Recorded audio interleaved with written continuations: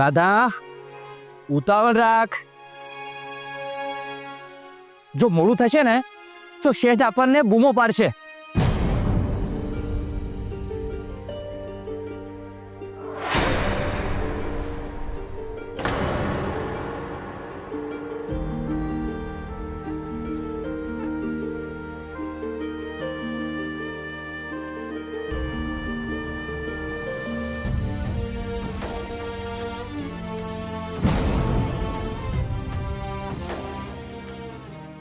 ક્રિશ, ક્રિશ, તું દુઃખી ના થઈશ. જો તું બૂમ પાડે અને રાધા તને સાથ આપે ને, એ દિવસ બહુ જલ્દી આવશે. ક્રિશ, તું ક્યાં જાય છે બેટા? રાધાને મળવા જાઉં છું. હા, તો ઊભો રે, હું પણ તારી સાથે આવું છું. અરે પણ રાધાને જોવી છે. મમ્મી, મારે પછી કામ પર પણ જવાનું છે. હું તને રાધાને મળવા સાંજે લઈ જાઉં તો ચાલશે? ઠીક છે.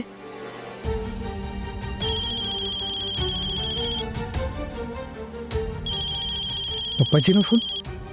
હા પપ્પાજી, બોલો. રાધા કેમ છે? એ સૂતી છે બેટા. ક્રિશ, તને યાદ કરાવવા માટે મેં ફોન કર્યો. તું આવે છે ને? ડૉક્ટર સાહેબ હમણાં જ આવી રહ્યા છે. હા હા પપ્પાજી, બસ પહોંચું જ છું. ઠીક છે બેટા. શું થયું ક્રિશ? બધું ઠીક છે ને?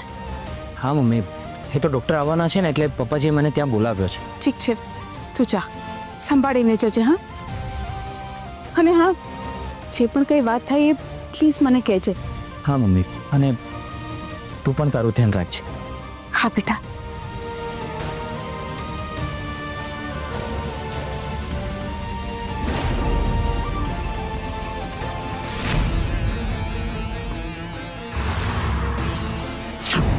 હે ભગવાન, ડોક્ટર ઘરે આવવાનું છે?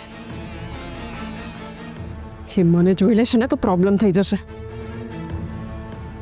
ડોક્ટરને ગમે તેમ કરીને અહીંયા આવતો રોકવો પડશે. શું કરું?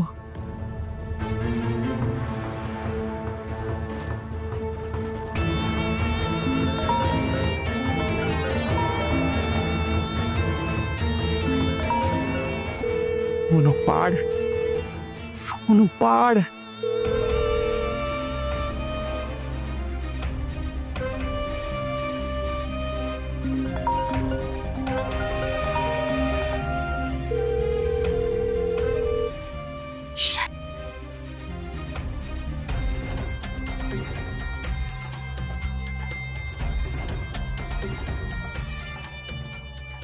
શિટ, મારી પાસે તો ડોક્ટરનો નંબર પણ નથી.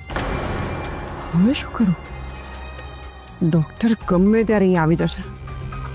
હવે શું કરું?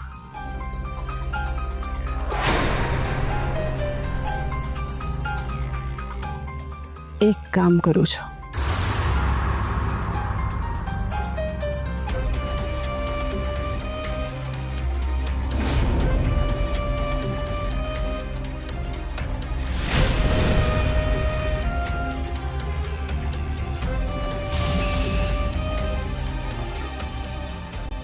ડૉક્ટર સાહેબ,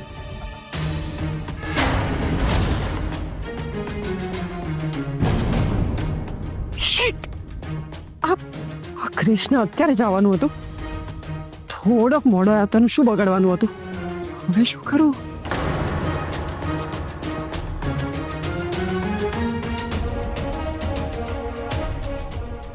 સારું થયું તમે આવ્યા. અને ડૉક્ટર સાહેબ, એ દિવસો હોસ્પિટલમાં આવેશમાં આવીને મેં તમારી સાથે જે કંઈ પણ વર્તન કર્યું, પ્લીઝ એના માટે મને માફ કરી દેજો. ઇટ્સ ઓકે મિસ્ટર ક્રિશ, અમારી સાથે ઘણી વખત એવું બનતું જ હોય છે. બાય ધ વે, તમારું હોસ્પિટલનું પેમેન્ટ બાકી છે. એ દિવસે સિચ્યુએશન એવી હતી એટલે હું કાંઈ બોલ્યો નહીં, અને હોસ્પિટલની પોલિસી પ્રમાણે જ્યાં સુધી પેશન્ટનું પેમેન્ટ નથી થતું ત્યાં સુધી ડિસ્ચાર્જ નથી આપતા. Thank you so much doctor સાહેબ. હું તમારો ખૂબ જ ઋણી છું કે તમે અમને પેમેન્ટ માટે અટકાવ્યા નહીં. ઇટ્સ ઓકે મિસ્ટર પરીખ અમારા ઓળખીતા છે. હું એમના સાથે પેમેન્ટની વાત કરવા જ આવ્યો છું. ના પ્લીઝ ડૉક્ટર સાહેબ, તમે એમની સાથે પેમેન્ટની કોઈ વાત ના કરશો. મને ખાલી ફક્ત 2 દિવસ આપો ને, હું તમારું બધું પેમેન્ટ ચૂકવી દઈશ. પ્લીઝ ડૉક્ટર સાહેબ, જો 2 દિવસમાં હું તમારું પેમેન્ટ ના ચૂકવી શક્યો, એના પછી તમે પપ્પાજી સાથે વાત કરી શકો છો. ઓકે, પણ ફક્ત 2 દિવસ, આનાથી વધારે લેટ ના કરતા. યસ પાકું. આવો ડૉક્ટર સાહેબ, ચાલો.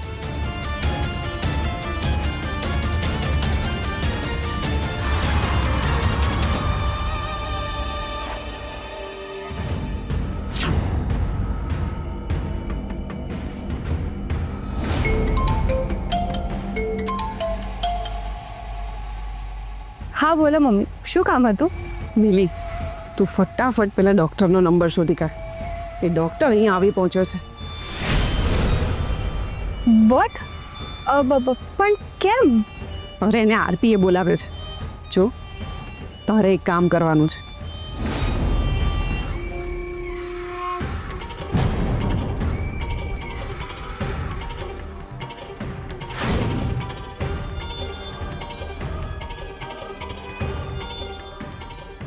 સમજી? ઠીક છે મમ્મી, તમારું કામ થઈ જશે. જો, કોઈ ભૂલ ના કરતી, નહીંતર આરપીને ખબર પડી જશે કે રાધા સાથે જે કંઈ પણ થયું છે ને, એ માટે આપણે જવાબદાર છીએ. હા મમ્મી, ડોન્ટ વરી, તમારું કામ થઈ જશે. ઠીક છે.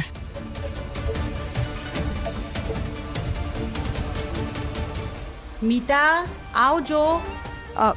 આવી ભાભી. શું કરું? એમની સામે જવું કે ના જવું? જો જઈશ ને તો ડૉક્ટર મને ઓળખી જશે, અને નહીં જવું તો આ લોકો બૂમો પાડશે.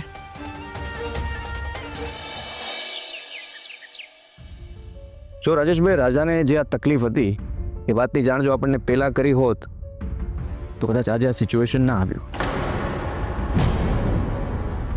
કેમ કે ઘણીવાર એવું બનતું હોય છે કે પેશન્ટની ઇમ્યુન સિસ્ટમ સ્ટ્રોંગ હોવાને લીધે એને કોઈ સિમ્ટમ્સ નથી દેખાતા,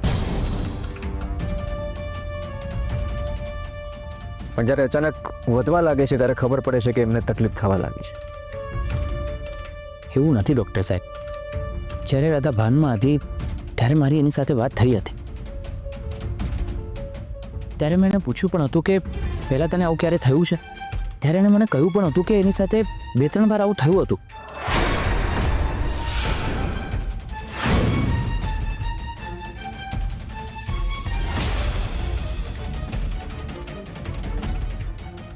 એક્ઝેક્ટલી. જો 1-2 વાર થયું ત્યારે એમણે કહી દીધું હોત તો કદાચ આપણે એને કોમામાં જતા બચાવી શક્યા હોત.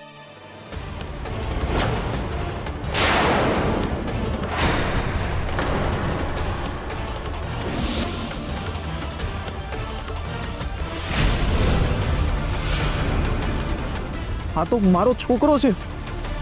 તમે લોકો આને કઈ રીતે ઓળખો છો? તમારો આ દીકરો અમારી પાસે છે. જો તમે અમારું કામ ના કર્યું ને તો તમારા દીકરાનું કામ તમામ થઈ જશે.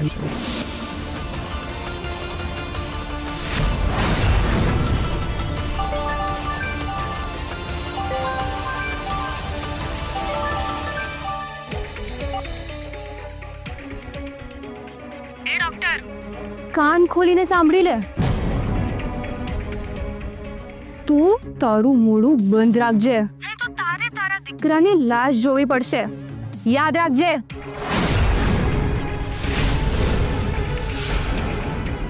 એટલે તારું મોઢું એકદમ બંધ. સમજી ગયો? Hello hello.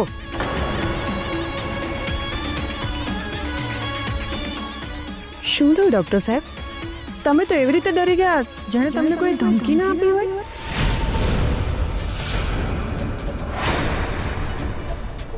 લો, શાંતિથી પાણી પી લો. આપણે શાંત હોઈએ ને તો સામેવાળો આપણને કંઈ ના કરે.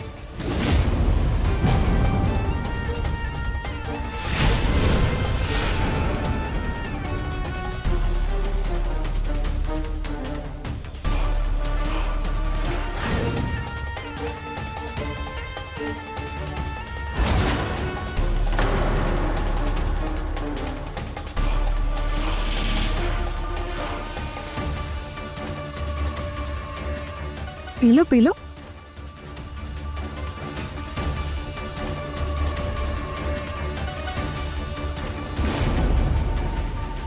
શું થયું ડૉક્ટર સાહેબ?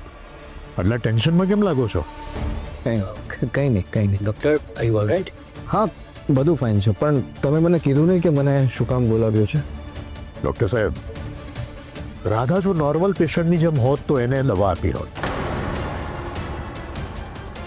તમે જે સૂચન આપ્યું એ પ્રમાણે એને ખોરાક આપ્યો હોત. પણ આ સિચ્યુએશનમાં મારે શું કરવું કંઈ સમજાતું જ નથી. ડૉક્ટર સાહેબ, રાધા ભાનમાં આવે એના માટે અમે શું કરી શકીએ? જો મિસ્ટર ક્રિશ, કોમામાં પેશન્ટના બધા ઓર્ગન્સ એક્ટિવ જ હોય છે. ફક્ત શું હોય છે કે મગજ સુધી સિગ્નલ નથી પહોંચતા, એટલે પેશન્ટ રિસ્પોન્ડ નથી આપતું. કેમ કે એમનું મગજ નબળું પડી ગયું હોય છે. તો ડૉક્ટર સાહેબ આનો ઈલાજ શું હોઈ શકે? તમારે એમનું મગજ એક્ટિવ કરવા માટે એમની સાથે એવી રીતે વ્યવહાર કરવો પડશે જેવી રીતે તમે એની સાથે પહેલાં કરતા હતા. એટલે અમે કંઈ સમજ્યા નહીં. જો મિસ્ટર ક્રિશ, ઘણી વખત એવું બનતું હોય છે કે તમે એમની સાથે કોઈ જૂની વાતો વાગોળો, અથવા તો કોઈ એવી ઘટના જે એમને બહુ ખુશ કરી દે, અથવા તો કોઈ એવી ઘટના જે એમને એકદમ શોક આપે. એનાથી એનું મગજ રિસ્પોન્ડ કરશે અને કદાચ એ ભાનમાં આવી જાય.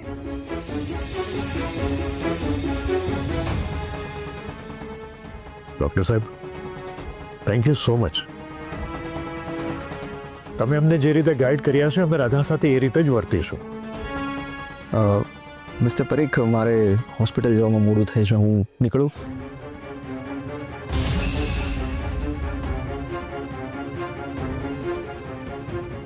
Doctor, thank you so much doctor સાહેબ. તમે સમય કાઢીને અહીં આવ્યા. ઇટ્સ ઓકે, એ તો મારી ડ્યુટી છે મિસ્ટર પરીખ. ચાલો હવે હું રજા લઉં છું.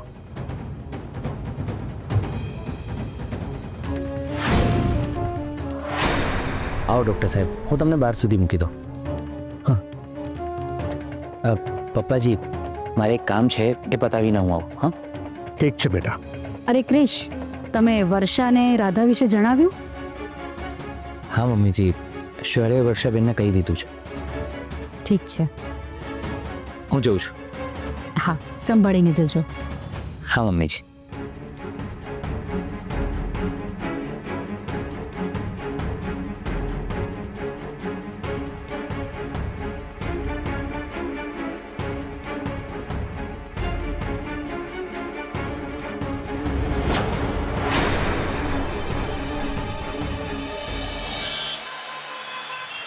ઓ બેન, ઝડપ રાખો થોડી.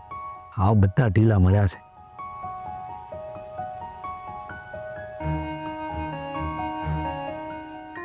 નમસ્તે શેઠ. અરે, તું આવી ગયો? કેમ છે તારી પત્નીની તબિયત હવે સારી છે ને? ના શેઠ, એ કોમામાં જતી રહી છે.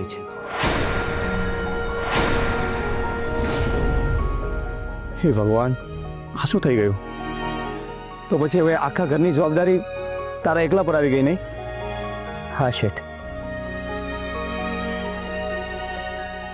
કંઈ નહીં, જા કામ પર લાગી જા. શેઠ, મારે તમારી સાથે એક વાત કરવી છે. વાત એમ છે કે એક મિનિટ. હા બોલો મેડમ, હું તમારી શું સેવા કરી શકું? તમારે જે કરવાનું હતું એ તમે કરી દીધું છે. હવે તમારે મારું એક નાનકડું કામ કરવાનું છે. તમારી સાઇટ પર જે પતિ પત્ની કામ કરે છે ને? હા હા મેડમ, તમને ખબર છે જે બંને આવતા હતા એમાંથી જેની પત્ની છે ને એ બિચારી કામ કરતાં કરતાં પડી ગઈ તો એ કોમામાં જતી રહી છે. ઓ, શું વાત કરો છો? તો હવે એક કામ કરો, એના પતિને પણ એની પત્ની પાસે મોકલી આપો. હા, એટલે મેડમ કંઈ સમજ્યો નહીં હું. મારો કહેવાનો એ અર્થ છે કે હવે એના પતિને કામ પરથી કાઢી મૂકો.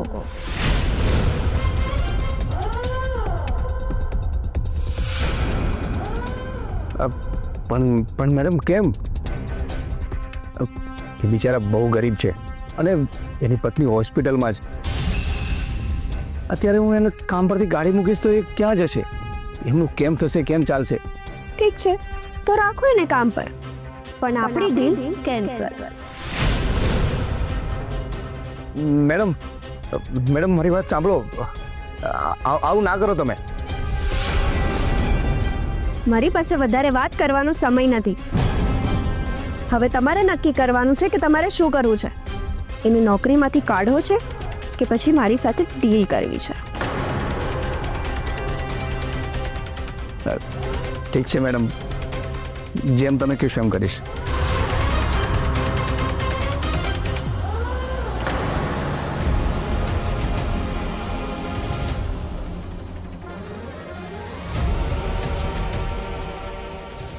હા શેઠ.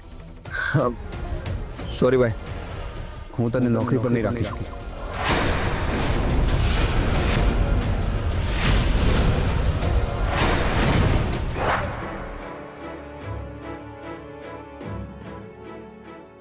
ઓ ભાઈ ક્યાં જાવ છો? અરે મારે ક્રિસનું કામ છે. પણ ક્રિસ નામનો અહીં કોઈ રહેતું નથી. તમે જાઓ અહીંથી. અરે ભાઈ, તમે અહીંયા નવા છો. તમે અંદર જઈને ક્રિસને કહો કે શંભુ કાકા આવ્યા છે, એ ઓળખી જશે. મેં તમને કહ્યું ને, અહીં ક્રિસ નામનું કોઈ નથી રહેતું. તમે જાઓ અહીંથી.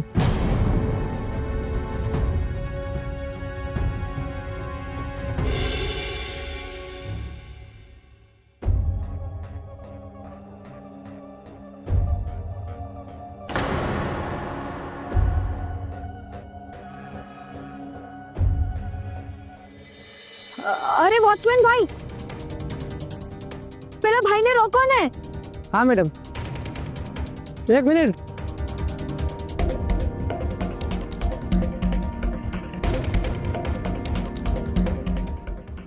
મેડમ બોલાવે જાઓ. મેડમ? હા.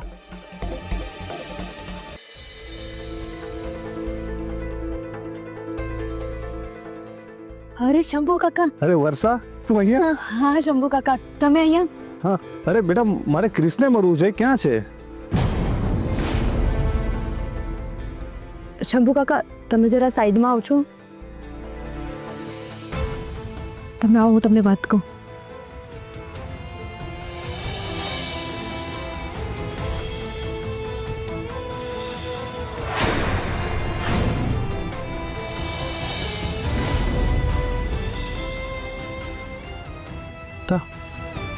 આટલું બધું થઈ ગયું ને મને ખબર પણ ના પડી.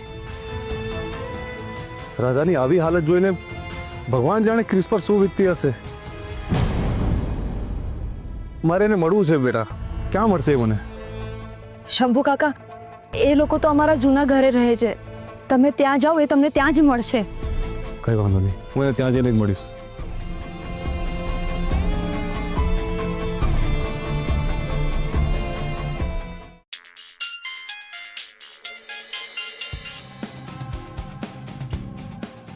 હલો.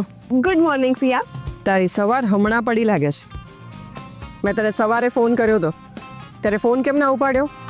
અરે ફિયા, કદાચ હું વોશરૂમમાં હોઈશ ને એટલે. મને એમ હતું કે જો તને અર્જન્ટ કામ હશે તો તું ફરીથી કરીશ, એટલા માટે. ફિયા, એ બધું છોડ ને.